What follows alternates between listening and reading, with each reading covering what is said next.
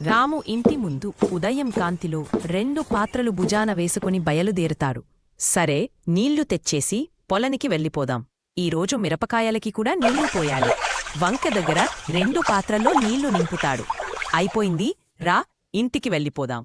దారిలో నడుస్తూ చిల్లన పాత్ర వైపు చూసి, అయ్యో, నీళ్లు జారిపోతున్నాయి చూడు. చిల్లన పాత్ర, ఏం చెయ్యనురా, నేనేమో ఇలానే పాడైపోయాను. ఇంటికి వచ్చి రాము పాత్రలు చెట్టు కింద పెడతాడు. చిల్లన పాత్ర దుఃఖంగా, రామన్నా, నన్ను మన్నించు, నీ కష్టం వృథా చేస్తున్నా. నీళ్లలో సదం దారి మధ్య ఒలకిపోతున్నాయి. నేను పనికిరానివాడిని.